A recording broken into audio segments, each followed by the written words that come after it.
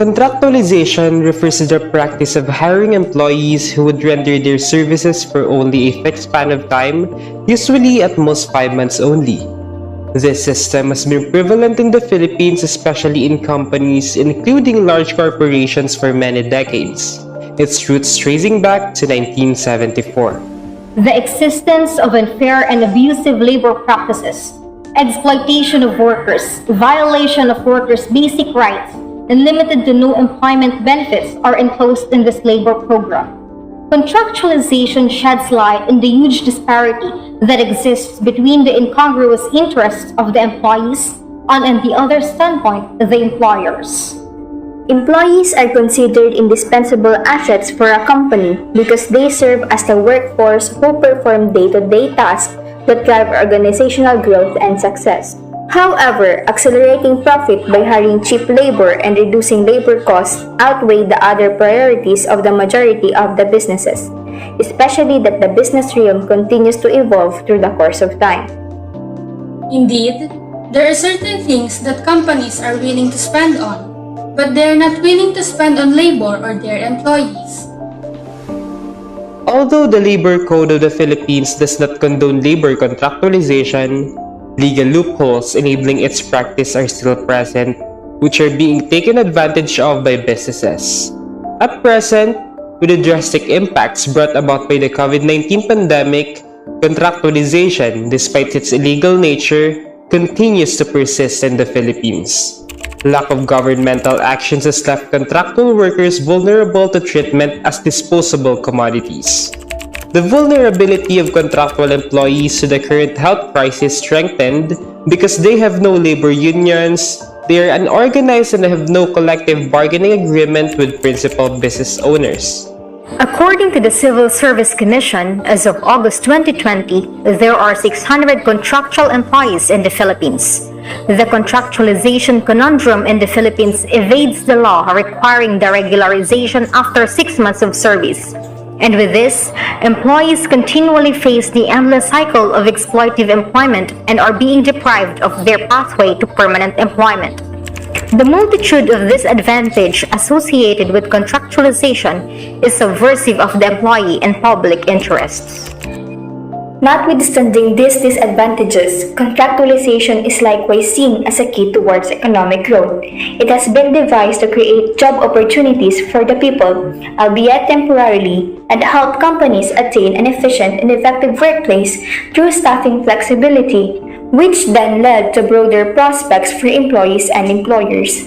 While the promise to end ENDO was veiled with good intentions, it became clear that both a tepid and a comprehensive approach to the issue will result in unfavorable outcomes. Policymakers face the enormous challenge of eradicating legal loopholes for the protection of employees while not alienating the businesses. Similar to the employees under ENDO, job order workers are also in a call for a fair compensation structure.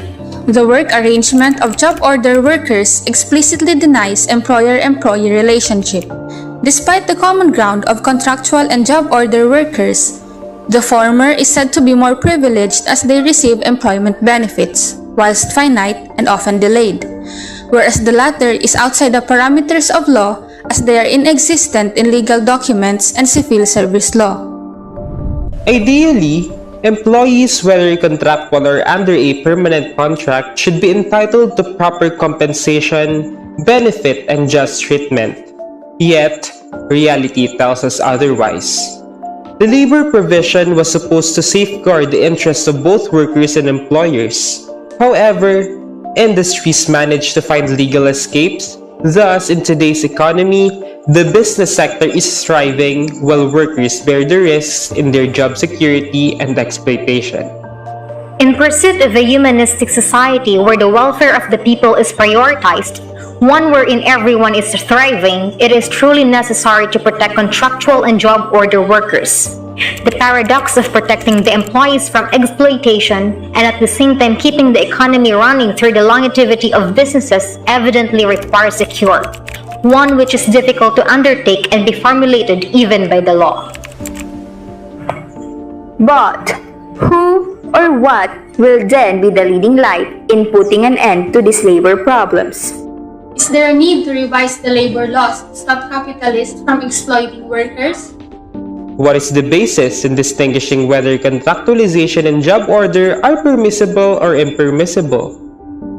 As the Department of Labor and Employment continued its campaign against contractualization, the labor agency released a list of non-compliant enterprises engaged in illegal labor-only contracting activities on May 28, 2018. Jollibee Food Corporation, a Filipino fast food firm with the biggest number of workers hired under a labor-only contracting arrangement, is one of the top violators together with Dole Food Company and PLDT Incorporated.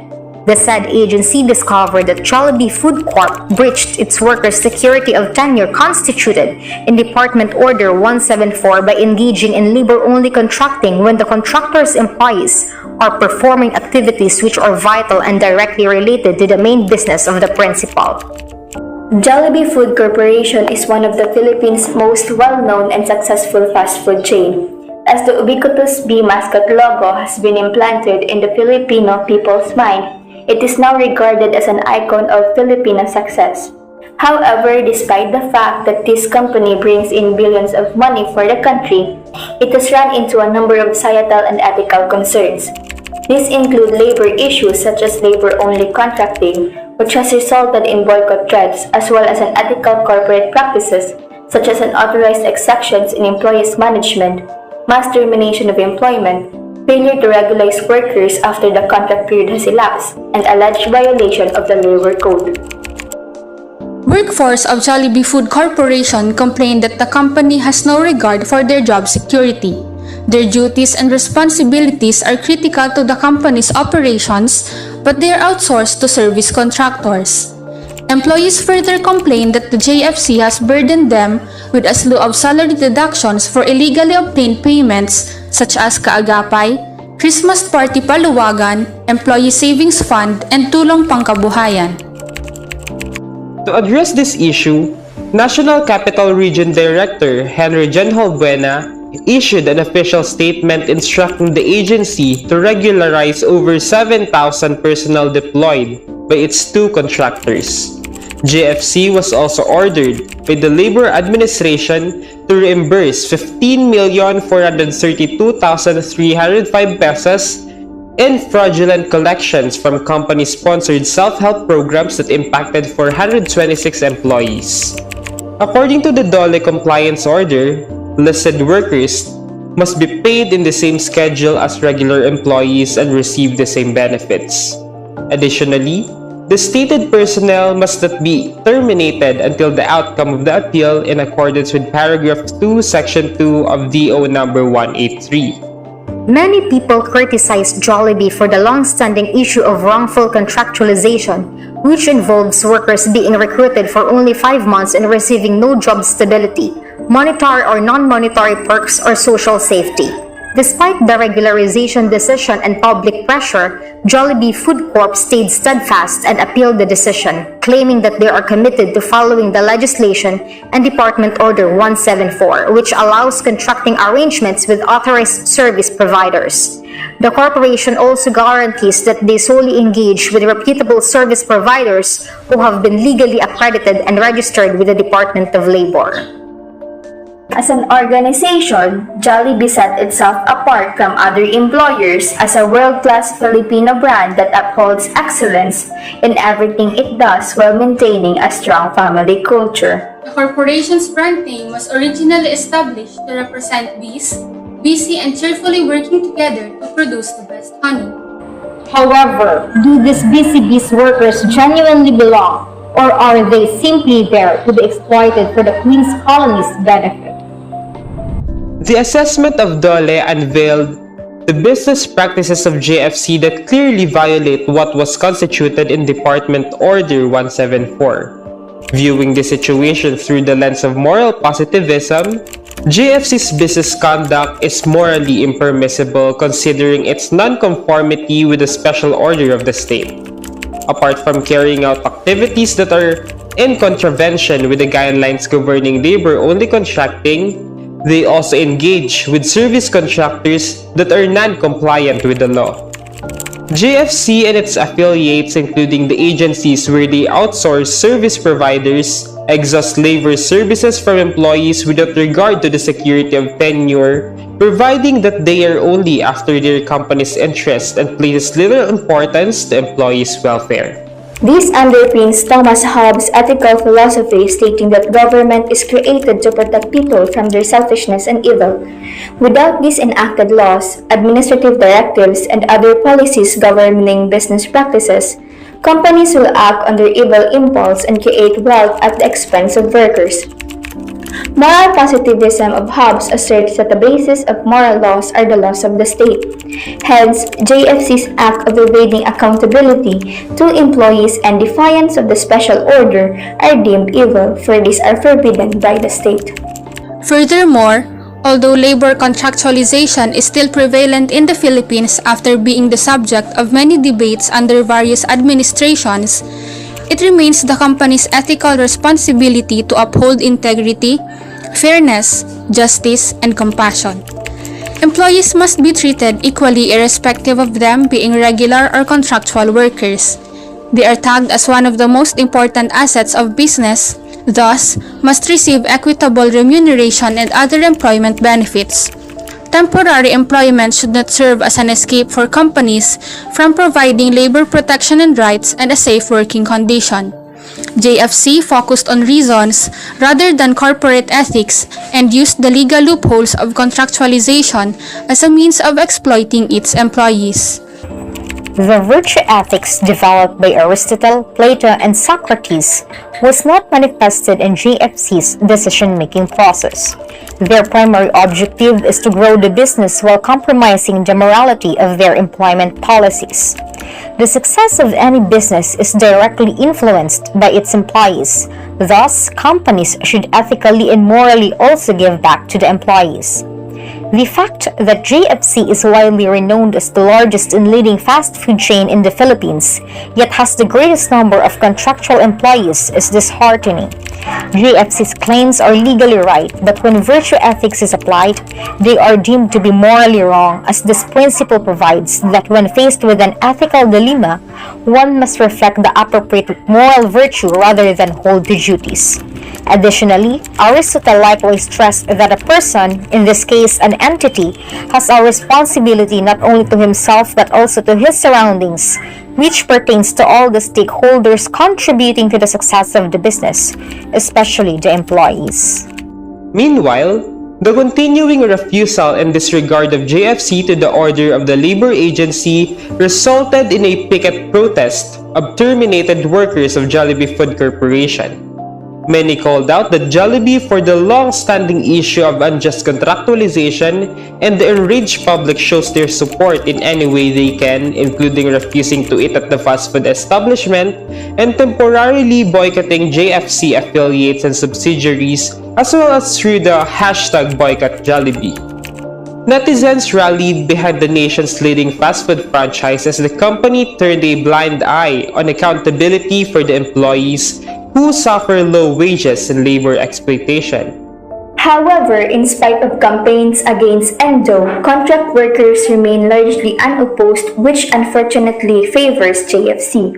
In this instance, applying the concept of utilitarianism might also contribute to identifying an ethical decision. JFC must make a choice that will produce the greatest good for the greatest number. The public enraging JFC employee represent the majority, while JFC and its shareholders constitute the minority. According to John Stuart Mill, an act that promotes happiness is moral, and that which causes pain or suffering is immoral. The protests and boycott movements are evidence of suffering and displeasure. Thus, JFC's employee layoffs are deemed immoral. As the fight to end contractualization continue as for the absence of a concrete law to abolish this labor system, where a win-win situation would reflect between employers and employees, the decision to categorize if contractualization practices are ethical or not continue to remain subjective. Thus, in view of the writer's perspectives regarding the JFC's case, it can be helpful to base ethical decision by scrutinizing all the applicable normative ethical theories discussed, as the cases filed by Dole against JFC still remain to be pure allegations. Given the compliant appeals of JFC, moral positivism could not solely suffice the identification of an ethical action. Nonetheless, as these cases progress and gain continuous discussion stemming to a final and executory decision by the competent court, only by then moral positivism can hold its ground. The same is true with the argument that utilitarianism poses. While it can be practical to just choose the greater good for the greater number, still, the thought of identifying which party would have the greater pleasure is vague, as happiness is something that is almost impossible to quantify, that can even possibly lead to a faulty decision. Nonetheless, we believe that all actions must reflect appropriate moral virtues. Justice, compassion, and fairness in the situation of Jollibee Food Corporation rather than the reason of protecting their own interest as stated by virtue ethics. Thus, we believe that Jollibee Food Corporation's contractualization practices are deemed unethical. We stand with corporate social responsibility by these companies. If profits serve as the lifeblood of a business, employees are the veins, which must also be considered, protected, and being taken care of.